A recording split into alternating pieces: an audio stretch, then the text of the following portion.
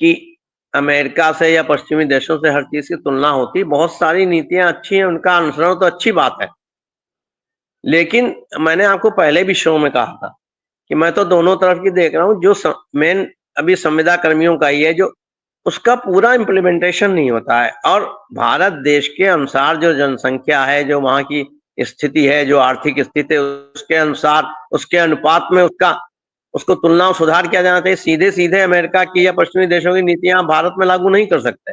उनका सारा परिवेश अलग है, उनकी सारी स्थितियां अलग हैं। बहुत सारे देश हैं जो एक एक हमारे बड़े बड़े सिटीज हैं उनसे कम उनकी। अब आप डेनमार्क और स्वीडन और फिनलैंड से जो है वो तुलना करेंगे तो बहुत से छोटे डिस्ट्रिक्ट के बराबर उनकी जनसंख्या है। तो ये इन सब चीजों की जो चीजें लाते हैं, सबसे बड़ा उसमें परेशानी ये है कि अधिकारी गए वहां देख के आए, कमेटी है यहाँ लागू कर दिया, लेकिन जो उसकी मूलभूत चीजें हैं वो लागू नहीं करते हैं। मैं एक छोटी सी बात बता दूं, जो आउटसोर्सिंग के कर्मी हैं और संविदा के कर्मी हैं, आज सबसे ज्यादा पीड़ित है भारत में। और आप यहाँ अमेरिका में देखिए, उनको बराबर की सुविधा प्राप्त है। एक सर्टिफिकेट और सब चीजें छोड़ दीजिए, भारत में किसी भी आउटसोर्स और संविदा के कर्मी को एक सर्टिफिकेट अपना एक्सपीरियंस का लेने में कितने पापड़ बेलने पड़ते हैं। 70% लोगों को वो नहीं मिलता है, नई संस्थाएं देती हैं। और यहाँ पर है कि छोड़ने के दिन से ही आपको पूरा एक्सपीरियंस का सर्टिफिकेट, आपका सारा क्लेम, आपका सारी चीज मिल जाती है। जो कर्मी है संविदा के, आउटसोर्सिंग के, उनका फंड जो कटता है उसका सालों तक बड़े बड़े स्कैंडल हुए हैं। क्यों? क्योंकि राजनेताओं के, बड़े बड़े अधिकारियों की कंपनियां हैं जो आउटसोर्सिंग के एजेंसी चला रही हैं। उनका पैसा ही करोड़ों रुपए, अरबों रुपए 3-3, 4-4 साल तक कट करके नहीं भेजती है सरकार। इस पे कोई कार्रवाई नहीं कर रही। किसी एक आध को इस पे जेल भेज दे तो गबन, और बड़ा गबन है। और वही एजेंसियां केवल ब्लैक लिस्ट कर ली जाती, एक FIR कर दिया। दोबारा आऊंगा। हमारे साथ डॉक्टर राजाराम त्रिपाठी सर है, उनका भी स्वागत है। हाँ, तो इसलिए जो है ये बजट पे मिश्रा जी, बजट में केवल एक चीज को छोड़ करके बाकी अन्य बिंदुओं पे, जो महत्वपूर्ण बिंदु कर्मचारी शिक्षकों के थे, उस पर कोई निर्णय नहीं लिया गया है, न कोई ऐसा संकेत दिया गया है। इसलिए बहुत ज्यादा खुश होने की जरूरत इसमें नहीं है। चलिए हम डॉक्टर त्रिपाठी जी के पास पहुंचेंगे। त्रिपाठी सर, कैसे देख रहे हैं इस बजट को?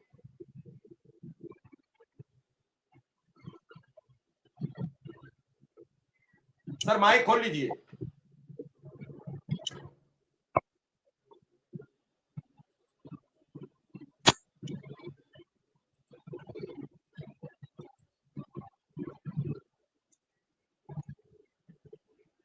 हमारे साथ विजय कुमार बंधु भी हैं, शिक्षक कर्मचारियों की आवाज बुलंद रखते हैं, उनका भी स्वागत है और अभिनंदन है।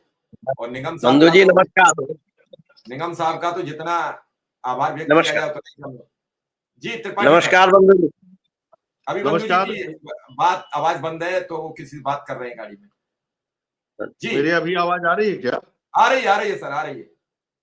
त्रिपाठी जी, त्रिपाठी सर, क्या मिला शिक्षकों को, कर्मचारियों को, किसानों को, बेरोजगारों को इस बजट में? हालांकि शिक्षा का बजट काट दिया गया। शिव कुमार जी, रोजगारों की बात अगर करें तो बेरोजगारों के लिए कोई स्कीम इसमें घोषित नहीं हुई है।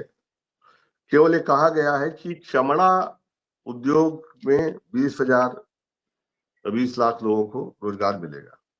तो इतनी ही बात हुई है। बाकी शिक्षा के बजट को लेके इसमें कोई विशेष घोषणा नहीं की गई है।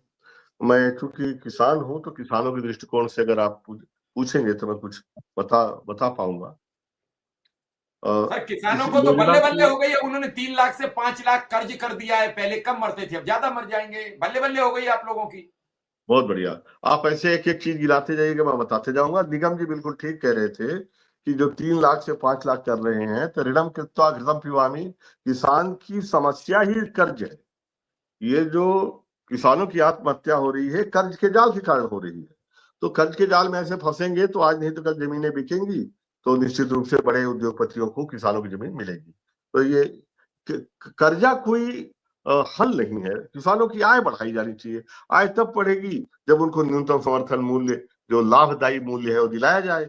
उम्मीद थी कि सर तो क्या कर्ज डबल करने से आय नहीं बढ़ी? 3 लाख रुपया पहले बैंक देती थी, अब 5 लाख मिलेगा, तो आय दोगुनी नहीं हुई? तो कर्जा अगर दुगना होता है उससे आप आय मानते हैं,